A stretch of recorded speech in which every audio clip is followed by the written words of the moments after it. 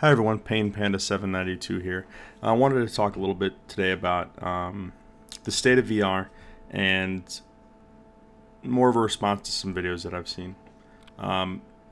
If you like this video or want to see more in the future, please comment, like, and subscribe. If you want to see anything different, comment and let me know and we'll talk about it. I just got done watching a video. I won't even. It was just kind of moronic.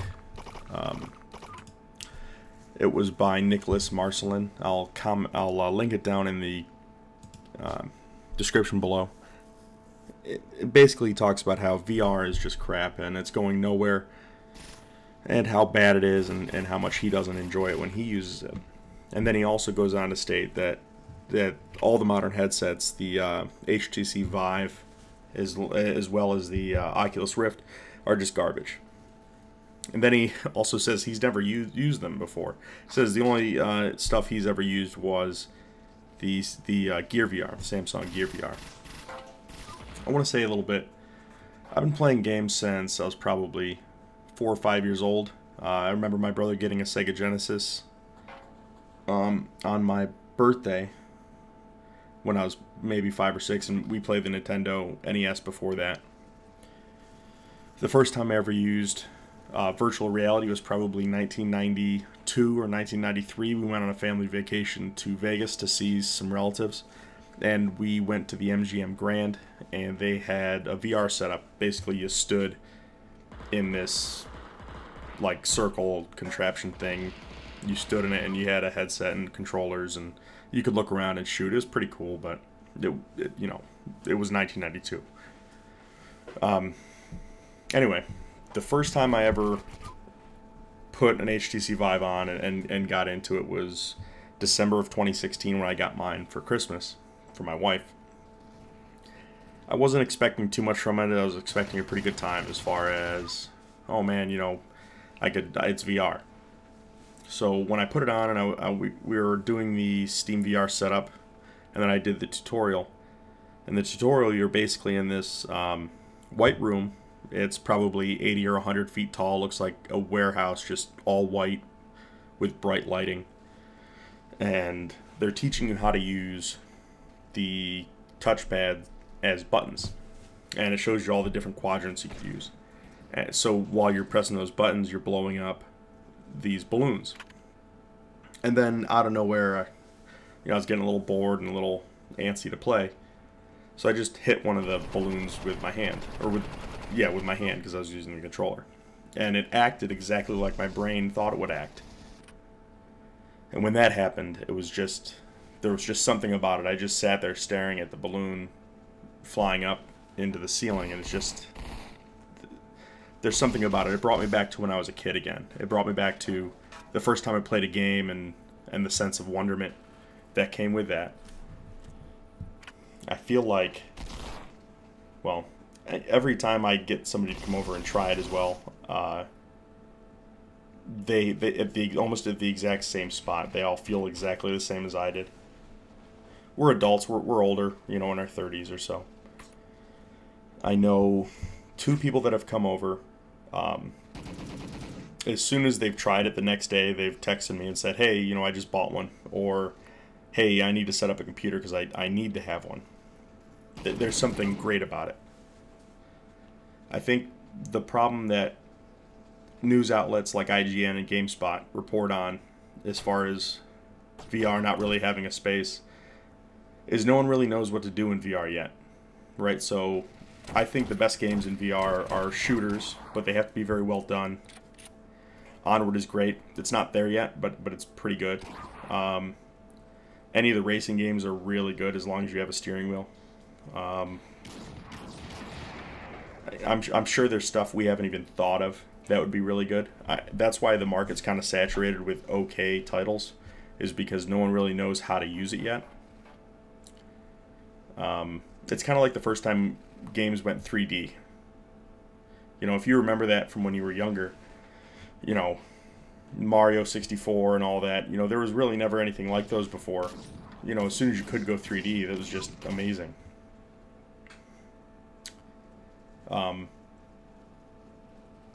So it's just kind of sad to see that people just straight up shitting on these things when they have no idea what they're talking about, and it's just not good. I feel like it deserves better. It deserves more support that I know it's not getting, and it's not getting that support because of us. Because all we do is we sit here and criticize without giving any type of support or direction on how to make it better. We don't tell them, here's a way to fix this. You know, we just tell them, oh, it's shit. You know, stop trying. Go kill yourself. You know, it's the internet's way of talking, and it's just garbage. You get anybody on YouTube that has an opinion, you know, and they have to say it. They have to speak out and tell you why their idea is the best idea. There's some pretty big titles coming into VR. I wouldn't say they're new. I know Fallout 4 is coming, and Doom VFR is coming, as well as I heard Skyrim coming. I know that Skyrim's going to be coming out on PlayStation VR, and I think there's an exclusivity deal for about a year. So after that, we should be able to get it on PC. So I mean, once those happen, you're looking at a pretty crazy, you know, full-scale real games. And I feel like if anyone has an issue with the HTC Vive or the Oculus Rift, I know it's really hard. You know, before my wife bought the HTC Vive, I had no way of testing out VR, right? I mean, we have a Microsoft store near us, but they only had the Oculus, and the line to even try it out was just crazy, because it was near Christmas time. So I bought it without any kind of, I didn't know what it was like. I just knew that I wanted it, so we got it. And I feel like we need more leaps of faith. We need more people to get involved. If we don't, this whole thing dies right here. You know, we could say all day that, oh, VR isn't where it needs to be, so I'm not going to buy it. But if you show a developer that you're not going to buy something, then why would they spend the money? Right? If you as a consumer aren't interested in the product, then there's no point in them continuing to move forward. You know, yeah, it's expensive. The HTC Vive, I think, is about $800, $700 or $800 on top of a computer. Luckily, the Oculus Rift, I know, has fallen in price. I know it's got with the Touch, I know it's got a permanent set price of like $500, and currently it's on sale for $400, $399. So that's pretty great. And then everyone always says, but you need a computer as well.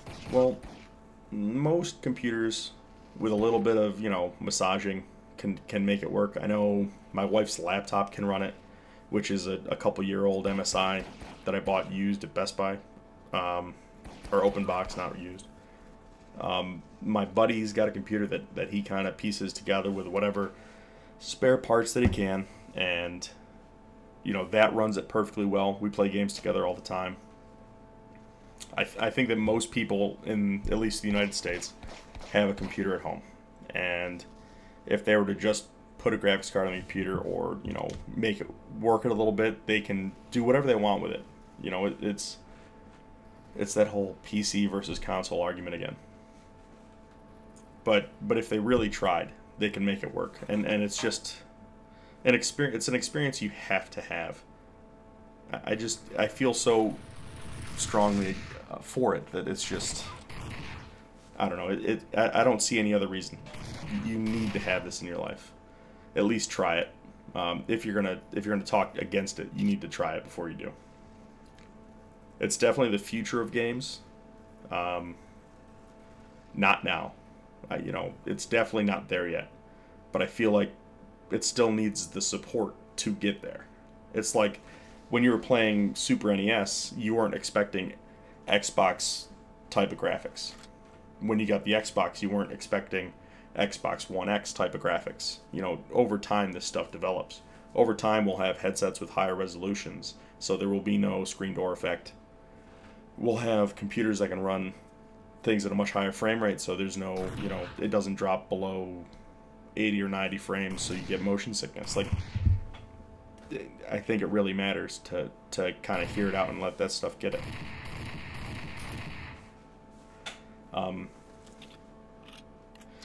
I think a lot of the problem is maybe gamers as a community. A lot of the issues might even be a console versus PC type of debate where, you know, this stuff's so expensive, right? I mean, that's the thing with PC is it's so expensive. That's what everyone says. And then there's the other group of people that say, well, you can build a PC that'll beat a console for $400. But you're not really doing that, right? I mean, no one's doing that. Everyone's building computers to play on a PC. They're not really playing to just beat console. The PC is a better platform. There's no question about it. It costs more, but that's the way it is. You know, the best thing I could say about it is when you buy a Lamborghini, you buy a race car Lamborghini to race it on a track to have fun with, and that's what it's meant to be. It's meant to go fast, turn quick, do all that stuff. On the other hand, you could also buy a Miata, little Mazda Miata, and you're going to have a fun time on the track. It's just not going to be as intense as the Lamborghini. That's PC and console right there. I feel like if we all got together and made Microsoft, PlayStation realize that 4K is not the big deal. 4K doesn't mean anything. More good-looking games at solid 60 frame rates. Solid VR support if they can. Stuff like that. Really important. We need to get together as a community and stop being dicks. And, you know, if you have no idea about a certain subject, maybe don't talk about it. If you don't know anything about VR and the only thing you've ever used in VR is a Samsung Gear, then maybe take a step back. You don't know what you're talking about. So, well, that's about it today. That's for my rant about VR and all this stuff. Please, if you guys want to comment, like, and subscribe. It's always nice to get feedback. Thank you.